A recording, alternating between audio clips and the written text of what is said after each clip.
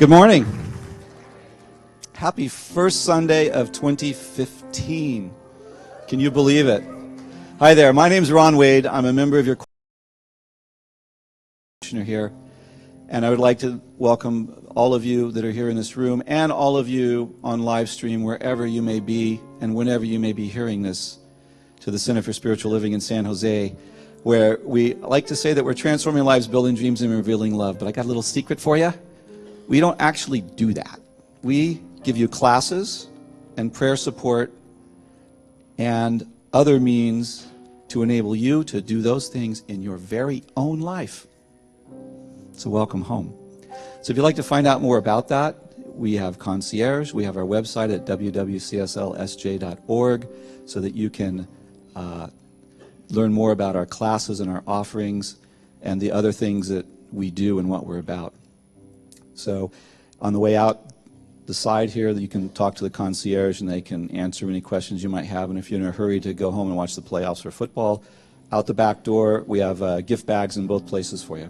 So one of the things we do here in this wonderful little community are stand and greet each other and say hello at the beginning of every service. So I'd like to ask you to do that now.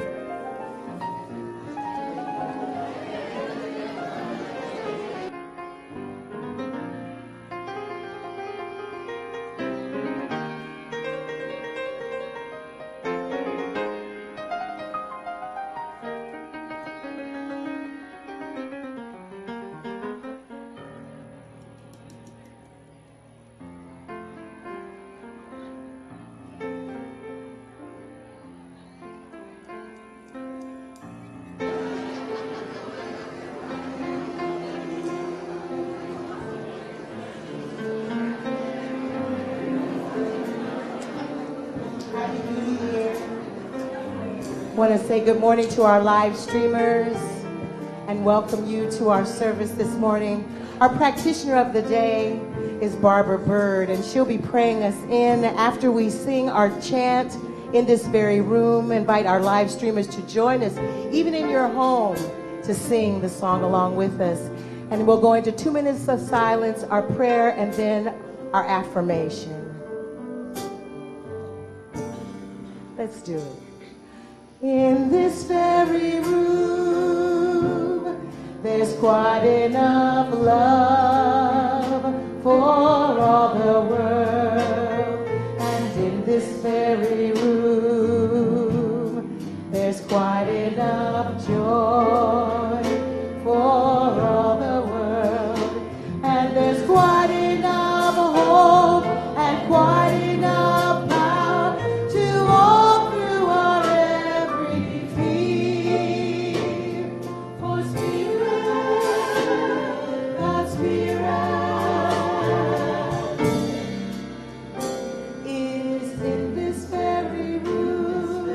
in this very room, in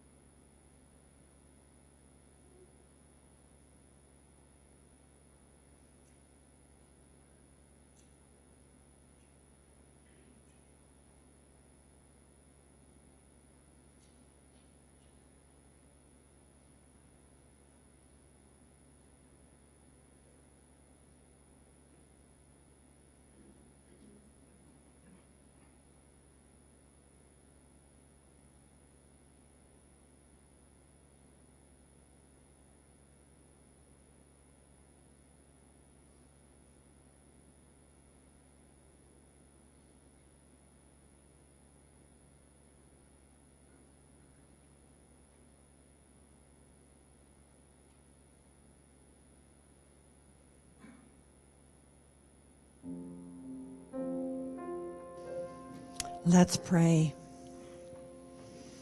In this very room, there is God. In this very room, in the space of our hearts, there is God.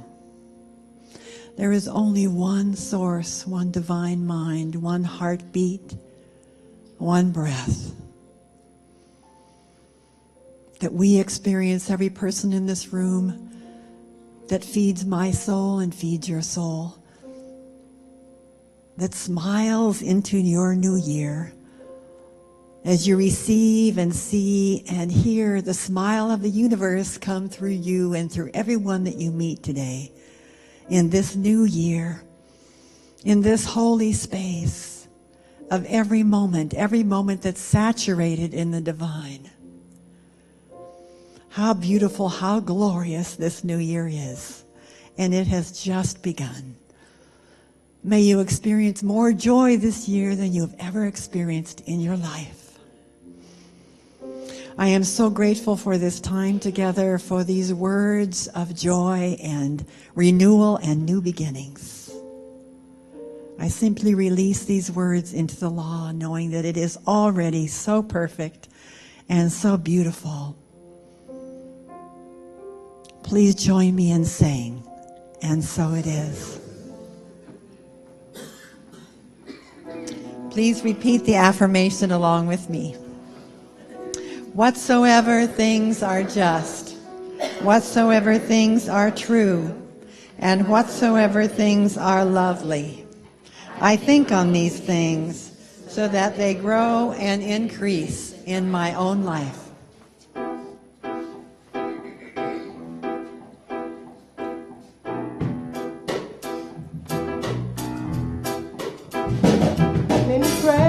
Along the way, they don't stop to wonder what the world is coming to. They let something higher reveal the way to greater love. Oh yeah. So the truth is telling me, sing of liberation for the ones who are not free. Love can take us higher, reveal the way to greater love.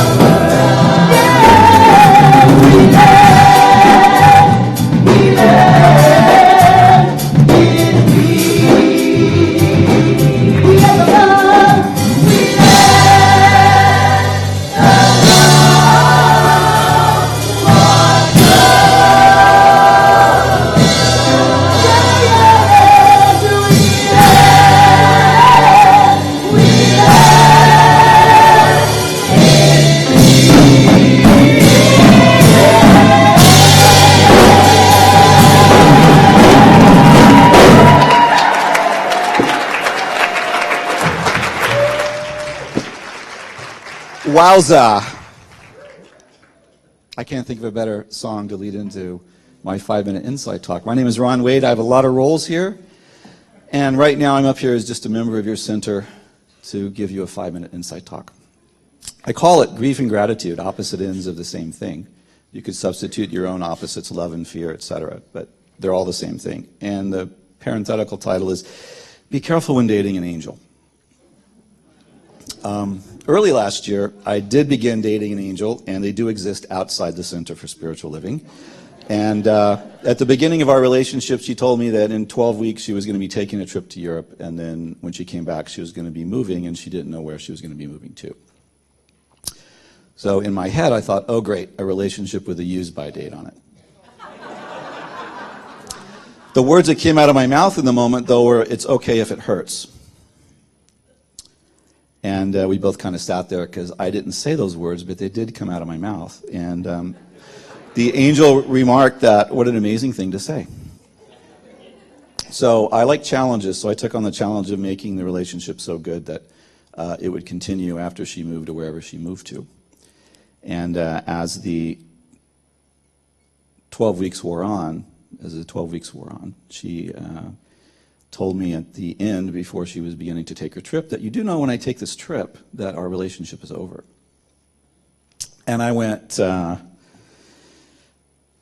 a state of disappointment. I said, well, I hoped it would not, and why? So she said, because I don't see a future with you. Those were the perfect words to pierce my heart and break it. My old mechanical, reactionary, very private self would have just sucked it up, gritted my teeth, and stuffed it, and would not be up here talking to you today. However, this time there was this miraculous something that overruled the mechanical old me and reached out to not only the center's prayer practitioners for support, but also began to remember and recall all the spiritual practices and ideas and concepts that I've learned in the many classes that I've taken here. And as I descended into this well of grief that was just filled with sobbing and tears and using twice as many Kleenex in a normal day as I do, this miraculous thing inside me knew that grief was for my highest good in this moment, and that it was coming up to be released so that gratitude could be present. As the process wore on, in the midst of riding these waves of grief, I began to know this.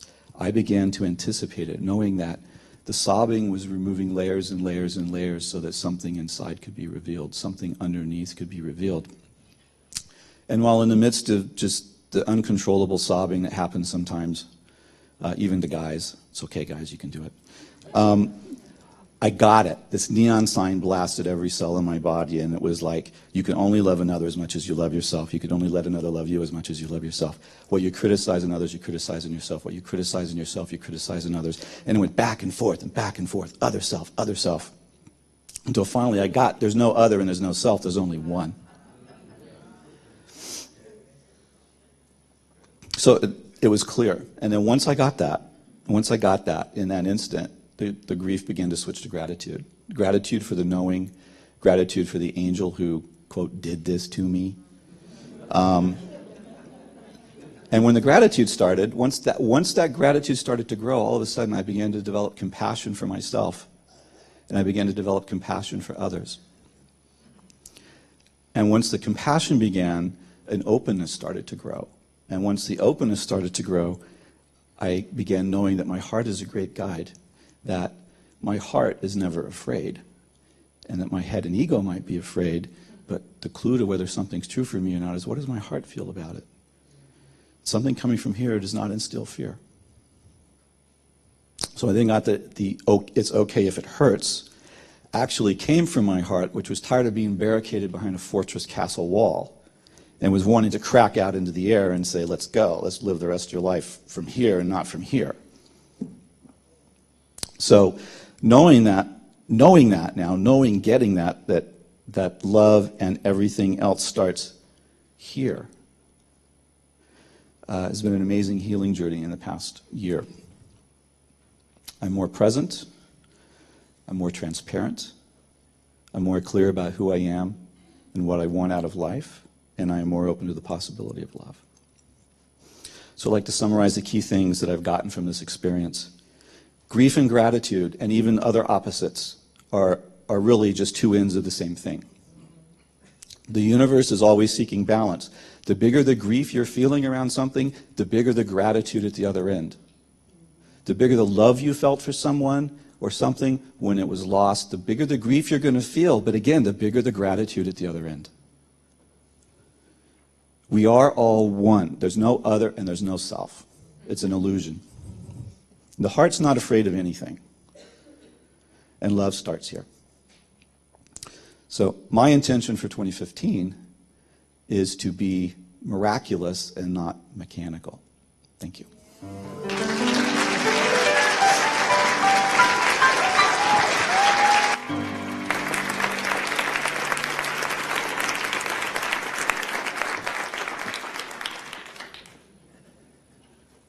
So I've been serving on the core council with someone named Ron Wade, and I don't know who that is, because I never met that man. Have any of you met him before?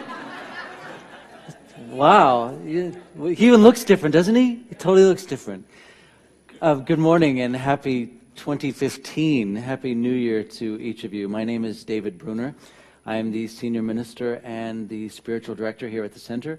I'd like to welcome you here to Clark Street and here to all of you who are watching online live streaming. I'm grateful to be here with you. The turn of the year has always stirred in me an excitement to start something new. I actually like change a lot. I like it. When nobody's looking, I will move furniture around just because I like things to be fresh and new. And so the idea of resolutions has often been something that's pretty exciting to me. But as I grew older and matured a bit, or tried to mature, and explored spiritual principle and perspective, resolutions began to worry me, New Year's resolutions, because it seems like if I made my resolution on the 31st of January, 31st of December, and then I was able to outlast my impulses to breakfast on January 1st, that if I didn't make it to lunch, then I would have to wait an entire year to start all over again because I blew it. Any of you blow a resolution yet? You don't out yourself, we can tell, we just look at you. So resolutions in themselves that way troubled me, and then I began to realize that in any given moment, I can make a commitment, even here on the 4th day of January, to be new. So for those of you who wonder about resolutions, I have a different perspective to offer you, something that we can actually start right now. And instead of resolutions, it's something called rememberlutions. And rememberlutions is something that I read online. It's a project that you can take on, creating a rememberlution jar. Maybe it's a mason jar, a tall mason jar, or maybe it's some other kind of jar. And you can decorate it with, I don't know, googly eyes or pictures or words or glitter, or just leave it plain and stark. But this rememberlution jar is in existence for you in any given moment when you have the revelation that you have just been in alignment with your principles and your values, when you have just behaved in a way that's in alignment with your intentions and your promises, that you write it down. January 4, 2015, I refrained from killing that person. And then you put it in your rememberlution jar, so that on 31 December 2015, you can dump out your rememberlutions and you can have a sense of really how magnificent your year has been and how conscious you have been and how present and awake. That's something you may want to try. If you're looking for instructions, I bet you if you Google rememberlution, you'll probably only find probably the only site where it will be. Our annual theme is Living Powerfully. And I'm excited about this because I'm very interested in living powerfully. Because so often in my life in the past, I have found myself living powerlessly. And even nowadays, I find moments wherein I go completely unconscious and unaware and unaltered, and I behave as if I'm powerless. So, but let me set this preface, a pretext. No one is ever powerless. No one is ever powerless.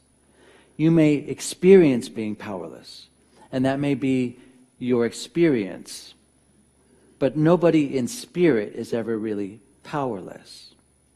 But there's something interesting about the brain, and the brain is not able to perceive the difference between myth and reality.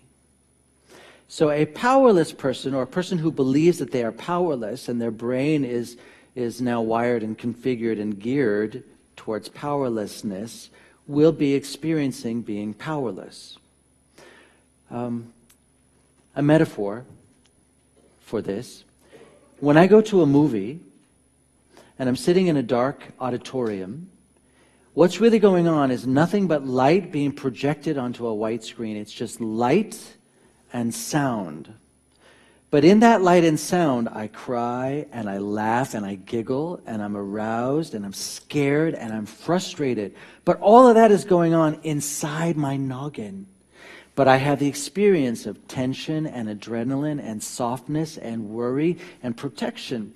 But it's all going on because the brain doesn't know the difference between reality and myth. So if you've got a myth that you're powerless, that you're stupid, that you're old, that you're fill in the blank that doesn't work, your brain will support you in this and even bring you the experience that this is so. Imagine right now I've got a lemon, a Meyer lemon. Like you could scratch it, you can even smell the tartness of this lemon. And imagine if I cut into this lemon knife and you could see the spray that happens, and imagine tasting it. Anybody's mouth watering? Okay, that's what happens. There's no lemon here. But your brain can create for you a gateway, an access for experience. And you and I are using our brains constantly to express avenues and gateways and access. But the question is it the gateway and access you want? So I look at powerless versus powerful. When I want to live powerfully, well, what does a powerful person live like? Well, let's look at powerless for just a moment. Powerless people believe that they have no power in their lives because someone else or something else does. Their kids do, their parents do, their job does, their socioeconomic status has power. Therefore, they are powerless. This shows up like this. It's the week of Thanksgiving and you still don't have Thanksgiving plans. You haven't made plans with friends or family or anyone who's invited you. You haven't said yes because you're still waiting to find out if your kids are coming home for Thanksgiving. That's a powerless person. A powerful person would call their kids and say, "Hey, are you coming home for Thanksgiving? Because if you're not, I'm going to make other plans." And they say, "I'll get back to you." You say, "No, I want to know right now. Are you coming or not?" And they say, "Let me know later this afternoon." Fine. Then you made an agreement. Later that afternoon, you don't hear from them. You make plans. That's a powerful person. Powerless people try to control things. Anybody here ever tried to control things? Try to control people? Try to control traffic lights? Ooh, green, green, green. You try to control your spouse, your kids. You try to control whether or not that dog will poop on your lawn. Or whether or not that dog will poop so you can go in because it's cold. You try to control the universe. You try to control the middle-age bulge. You try to control life. You try to control God. That's probably a symptom of experiencing powerlessness. Powerful people flow. Powerful people don't drift. They flow. Do you get the distinction? Did anybody get that distinction? Because that was a good distinction. You don't want to miss that one. So if you dozed for that, to come back for just a minute, get this distinction and go back to wherever you were. Powerful people flow. They don't drift.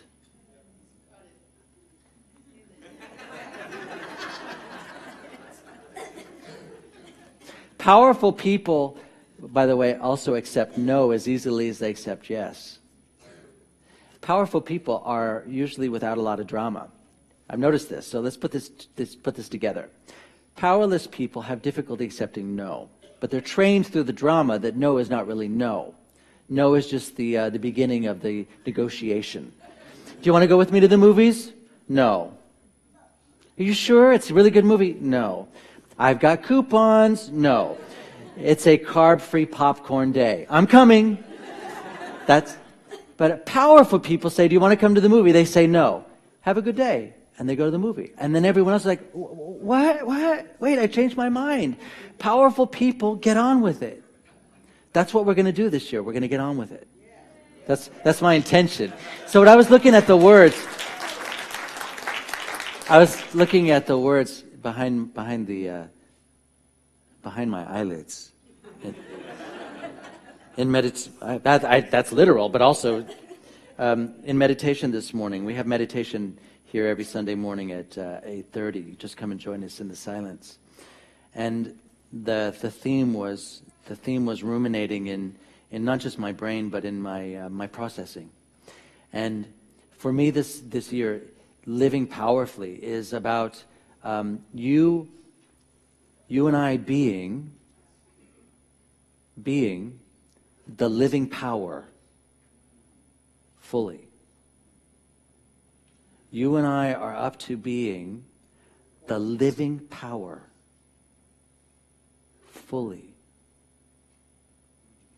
Our themes for the year that will support this are January is the power of intention, and February is the power of meditation. March will be the power of you. April will be the power of humor, and May is the power of awareness. June, we're looking at the power of forgiveness, which will be followed by the power of kindness, the power of myth, the power of now, the power of giving, the power of receiving, and the power of personal storytelling. And the books of the month are almost all titled that very thing. First Service already bought out our entire book stock in the bookstore for the power of intention. But I'm going to urge you to get the power of intention. You can have it. You can get it here next week. We'll have another stock available next week, or you can get it on Amazon.com or Smile.Amazon.com, so the center gets a portion of your sale, or Craigslist, or maybe you can pick it up at the library, or maybe you can borrow it from a friend. But I urge you to get this book. This is the best book I've read this year.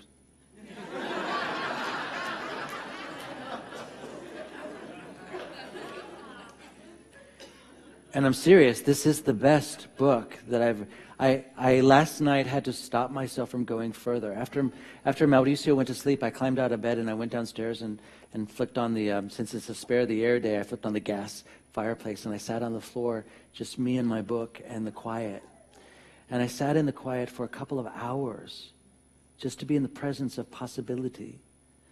Now, when I think about intention for me is very well rooted in science of mind. Change your thinking, change your life. When we think about intention, it's written very well here. It is generally viewed as a pit bull kind of determination, propelling one to succeed at all costs and never giving up on an inner picture or an inner desire. Intention is you're going to make it happen. For me, I always thought intention was like warrior mentality. It's where you are going to overtake a country or overtake an ecology or overtake a group of people. You're going to take it over at all costs, and you will make it happen no matter what. Never give up. Never say no. Never give up. Never say no. And some of us are tired of that. We're tired. Because there's not a lot of joy in retail therapy. There is for a few minutes, but there's not a lasting joy. The have it and grab it mentality is excellent for a few minutes to manage your earth-based needs, but it's not lasting. So instead, intention is actually, it's a new look at intention. Wayne Dyer has researched intention as a force in the universe that allows the act of creation to take place. Intention is a force that allows it to take place. This book explores intention not as something you do, but as an energy that you're part of. So intention is not something you do, but something you're part of. I looked up on online dictionaries about intention because I couldn't discern the distinction between intention and goals. What's the difference, I thought? And I asked one of the smartest people I know, what's the difference? And even the answer he gave me might have been clear for him, but it wasn't for me. And then I got it. Goals are here somewhere. And then I got it, but I don't really got it yet. I got it. Goals are future-based. Goals are future-based. Whereas intention is present-based, headed in a particular direction. So intention is not something that you're going to become. Intention is what you become right now. And it becomes you. And it becomes you. And you become it. And goals don't have a lot of room for alteration or adjustment. Whereas intention is constantly taking roads less traveled. You never really know what's going to happen, the surprises and the odd journey. Powerful people live with intention. Goals is based on reasoning and creating a plan. It's the cognitive process of analyzing. Whereas an intention is a similar process, but the difference is that you don't plan out how you're going to get there. So we've been talking about that a lot this last year. And the language we've been using is this. Your job is to make it welcome, not to make it happen. It's not your job to make it happen. It's your job to make it welcome. A goal is your job to make it happen. An intention is your job to make it welcome. And some of you wonder what that means. I do not have the answer for that. But something in you does. And you will only discern it when you pay attention to the answer that resides inside of you. So what does all this have to do with God is a question I ask, and Wayne Dyer gave me an answer on page 57 in the book. 4 little bullet points. Why we want to consider kicking off our year with a new look at intentions. 1, you cannot know the meaning of your life until you are connected to the power that created you.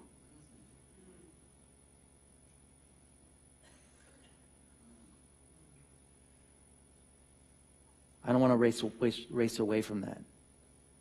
I want to let that land. You cannot know the meaning of your life until you are connected to the power that created you. 2, you are not your body. You are not your mind. You are your spirit. That is the great truth. 3, you have to know your spirit, for without knowing your spirit, you cannot know the truth. Powerful people know their spirit.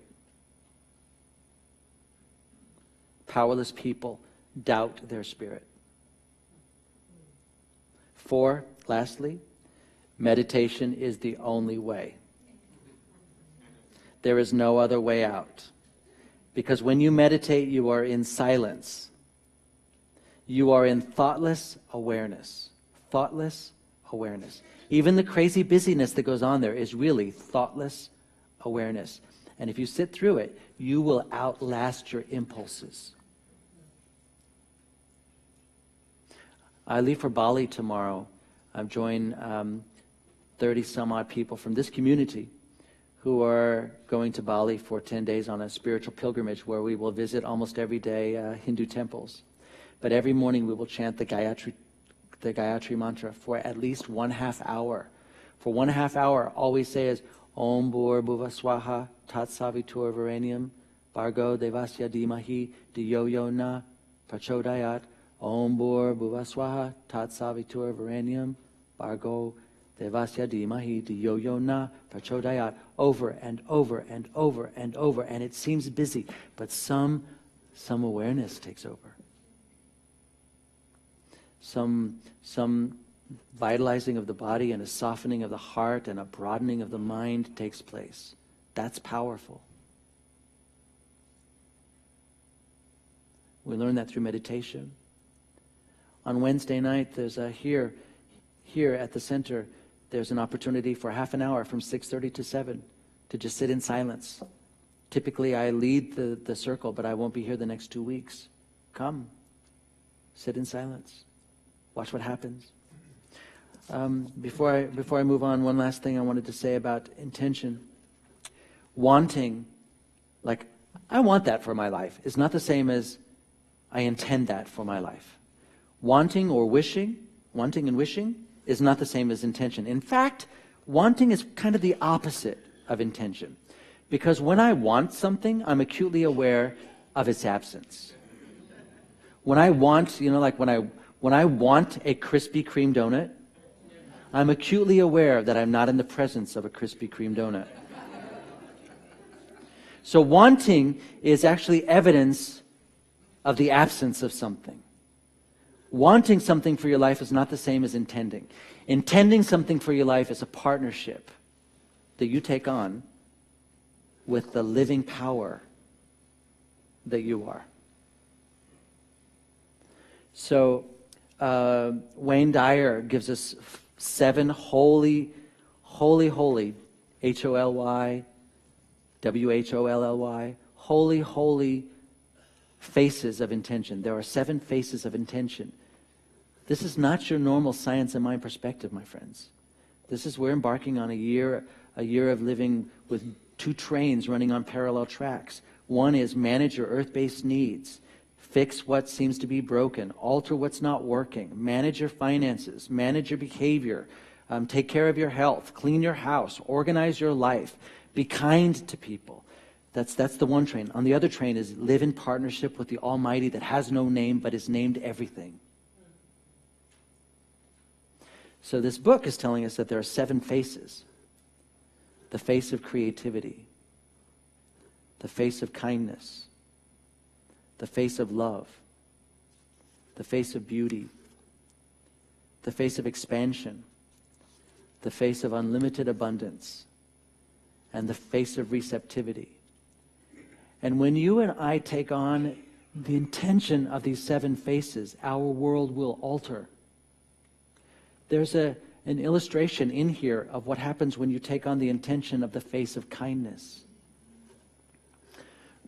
I wondered if it was a true story, so I Googled Snopes. I went to Snopes.com. Do you know about Snopes? Some of you are suspicious enough to know about Snopes. If you want to know if something's true, like Ceci and I were giggling, if you want to know whether or not the Pope said something, and because it's on Facebook, so it must be true. But you wonder if it's possibly true, or maybe somebody just made it up or took an old story and reworked it for whatever reason. Snopes.com will most likely tell you, with facts backing up, accurate, false, indeterminate. The story I'm about to tell you is considered undetermined, which for me, if Snopes can't find that it's not true, it might have happened.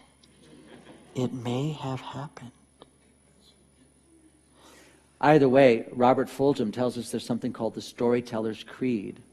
And the Storyteller's Creed is that you can tell, you can expand on a story provided you are telling a spiritual truth.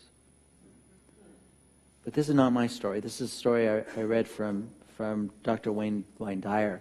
It's a tale of a chush, and that's spelled C-H-U-S-H. It looks like chush, but it's a Jewish school in Brooklyn, chush, and it's a school in Brooklyn for handicapped children. Some children will be there for just a short time while they learn some mechanisms that help them to succeed and thrive in society at large. Other students will spend their entire school career in chush.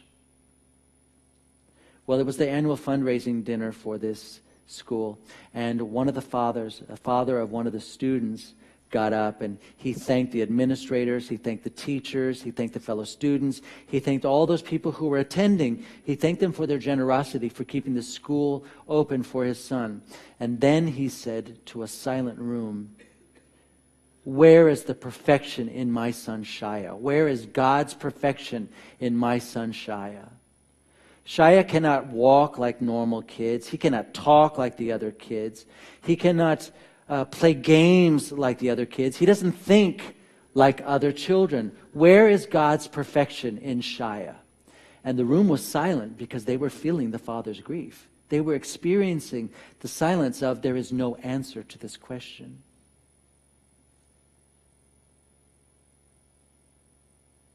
And then the father said, "I believe God's perfection shows up in how people around Shia respond to Shia." And then he told the tale of the day that he and Shia were walking through their Brooklyn neighborhood and they passed a baseball diamond upon which 17 boys were playing ball. And Shia said, "I would love to play baseball. Do you think they'll let me play, Dad?" And the father, thinking most boys would not let Shia play because Shia is not like most regular kids. The father gets the attention of one of the kids on the field, and he calls him over, and the kid comes running up to the fence, and the father says, "My son Shia wants to play baseball with you. Can he play?" And the boy, without his other boy friends around him, he turns around and goes, "Oh, okay." And so he says, we're at the bottom of the 8th. We're behind 6 runs, but we'll let Shia go up to bat in the 9th inning." And so Shia runs off, and he's all happy, and the father just can't believe his good fortune, and he sits down to watch this game. And during the bottom of the 8th, Shia's team got 3 more runs, so now 3 runs behind. And in the top of the 9th, the opposing team doesn't get any runs, and now it's the bottom of the 9th, and the bases are loaded, and the bases are loaded. And they put Shia up to bat. They hand him a baseball bat.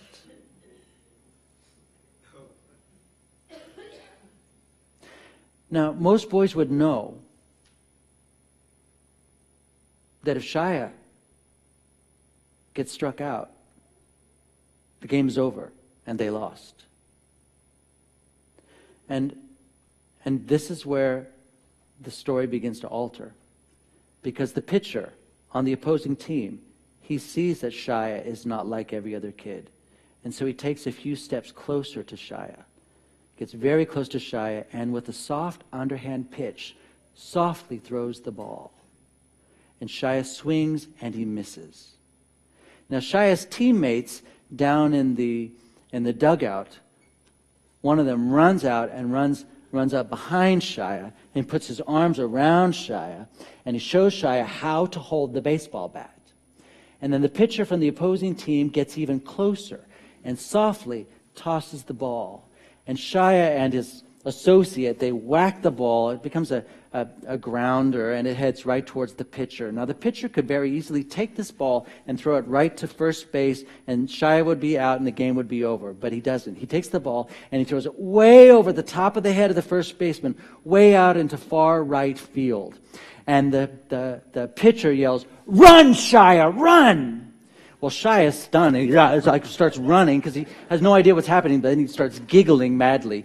And he gets to first base. Now, the kid who's out in far right field, he picks up the ball. He sees what the intention of that pitcher was. And so he throws the ball, not to the second baseman, but over the head of the second baseman, way out into left field. And then he starts yelling, "Run, Shia, run!"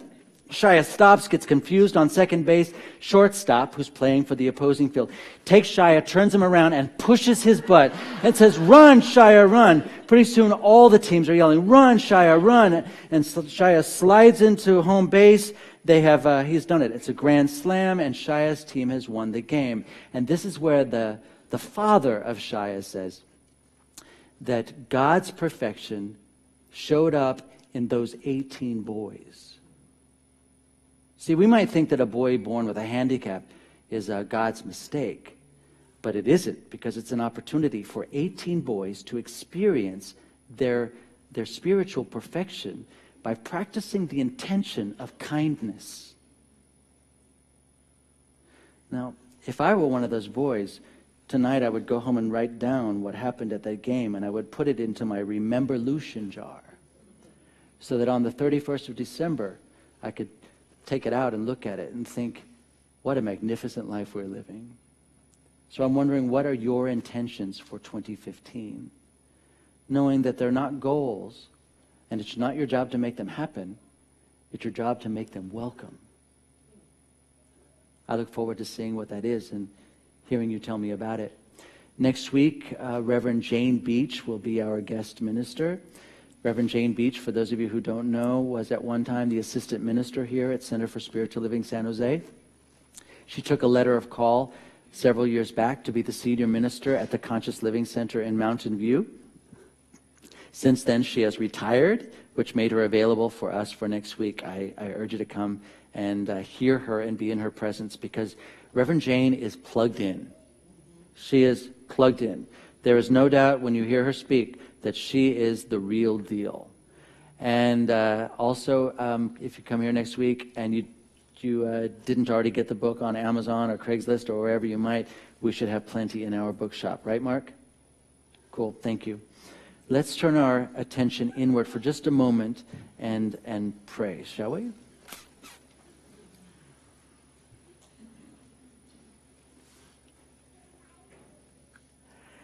So this prayer will be mostly just a gearing up of a week-long prayer, and I'm going to set it up for you to take on as you will.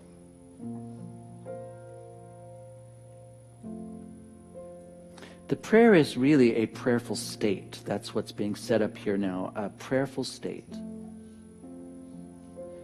in which we can move into our world this week with contemplation.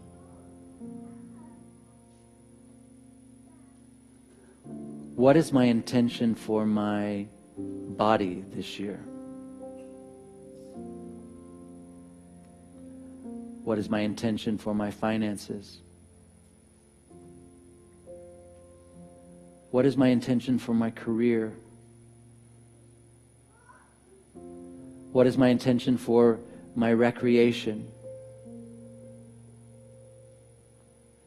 What is my intention for my rest? What is my intention for my sacred and selfless service? And what is my intention for my legacy? This prayer is not over. In fact, the prayer has just begun. And our week this week is a week of prayerful contemplation. What is my intention? How will I partner with the thing itself to move in a particular direction, to be the 7 faces of intention? In the meantime, we are the living being powerfully. And so it is. And the ushers are going to come forward and help us with the sharing of our gifts and tithes and offerings. And while they do, I invite you to say with me our giving affirmation for January. Love within me blesses everyone I meet today, and I am surrounded by goodwill. Everything I touch today prospers.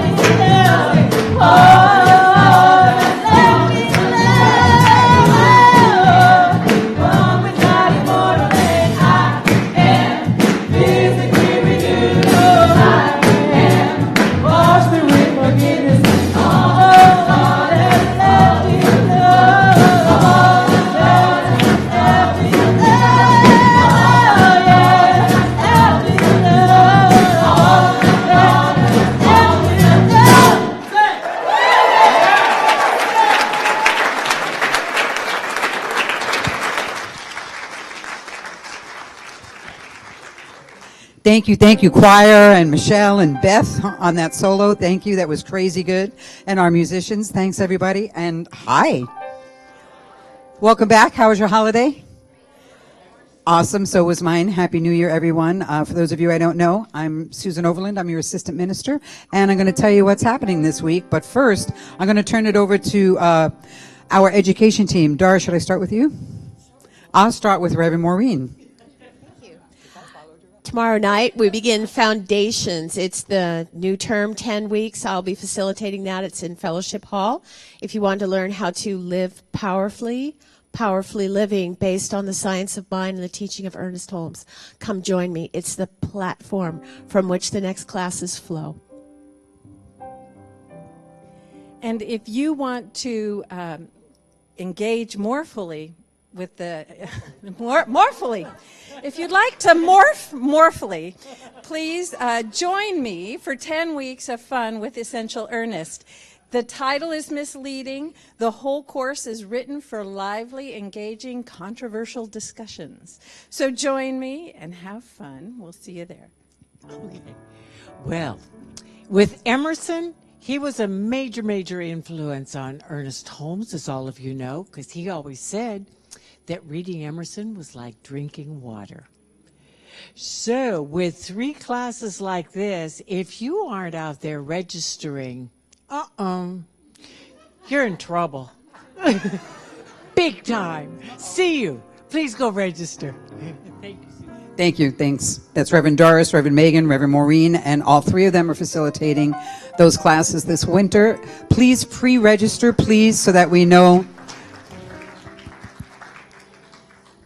Please pre-register so that we know.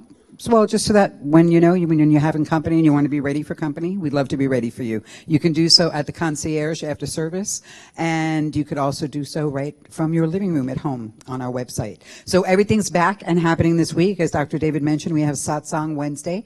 You can join us sitting in the silence at 6:30.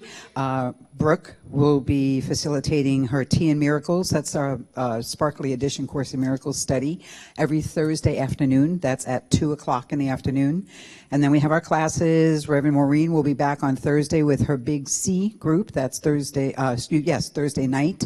And then we have some adult enrichment for you. So Reverend Doris and my other colleagues were talking to you about certificated classes, but we have an adult enrichment program as well, where we offer a variety of workshops or play shops for your benefit, amusement, etc. And there's a couple of them coming up this week. On Saturday, BJ King, who is one of our licensed practitioner emeritus, and she will be offering a 2015 vision board play shop. So you can create a vision board for your intentions on living powerfully for 2015. And then on Sunday, Reverend Jane will be offering a workshop in the afternoon after she's done speaking at both services, and her workshop is building a relationship with the God of your understanding. And then later on this month, I'll be offering beginning acting for the non-actor. I'll tell you more about that later on in January, but that's just 8 crazy weeks of fun. So if you would rather eat dirt than stand up here and talk like we are, that class is for you. I promise you'll all sign up for an Insight Talk after that. And by the way, great segue, Susan.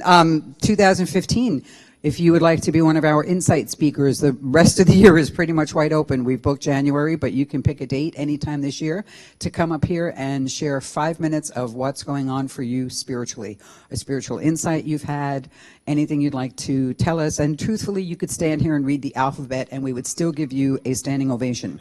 So if you would like to read the alphabet in 2015, please come and talk to me after service. I think that, Better Business is back. That's next Tuesday. I'll tell you about that next week. And outreach. So if you're still kind of hanging out on the periphery, wondering where you might want to serve, consider the outreach team. Their next meeting is next Sunday at 12:15. There will be snacks. But that's also the meeting where they're going to talk about the survey that we did last year, we did a survey on where you would like us to put our focus and energies for outreach organizations, and they're going to go over those survey results, have snacks, and you could maybe consider joining that team. We do amazing work, and it's spearheaded by Dorcas Kelly. And then also the concierge team, if you'd like to be a member of that team this year, I'm hosting an ice cream social later on this month.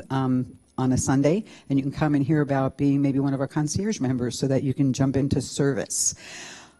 Birthdays. If you had a birthday since January 1st, or you have a birthday coming up this month, would you please stand or raise your hand so we can sing happy birthday to you? Happy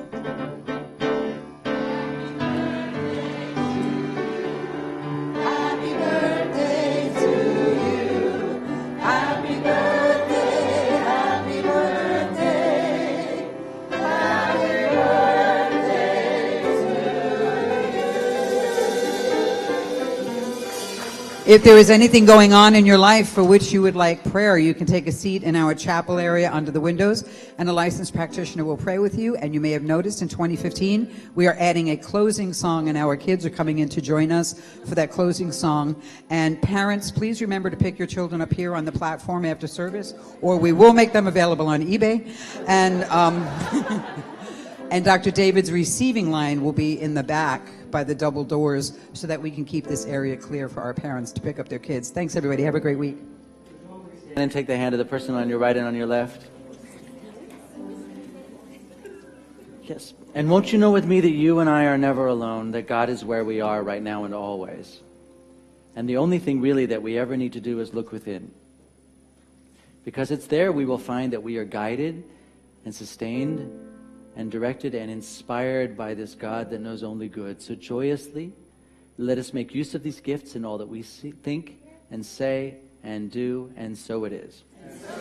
And so I noticed first service thought actually the kids were here to sing to them. But it's actually not. We're all here to sing together. We're just trying this out. The words are up here. Michelle, teach them like you teach the choir, will you? Yes, I am. Are you ready? Here we go. All that I am, all that I am, all that I see, all that I've been, all that I've been, and all that I'll ever be, that I'll ever be. It's a blessing. It's a blessing. It's amazing.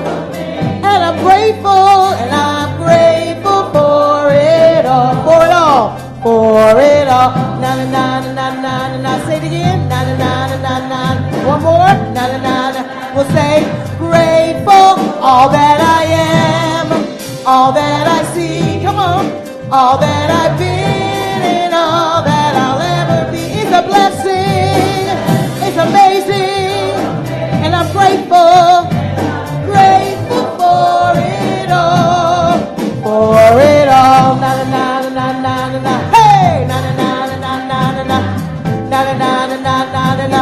Grateful for it all. And won't you please repeat after me, something wonderful is happening as me right now. Something wonderful is happening as me right now. It's this thing called life. It's this thing called life. Life is in my mind. Life is in my mind. Life is in my body. Life is in my body. Life is in my relationships. Life is in my relationships. Life is in my finances. Life is in my finances. Life is in my intentions. Life is in my intentions. I see it. I see it. I think it. I think it. I feel it. I feel it. I believe it. I believe it. I accept it. I accept I it. express it. I express it. Just the way that it is. Just the way that it is. And just the way that it is not. And just the way that it is not. Thank you, life.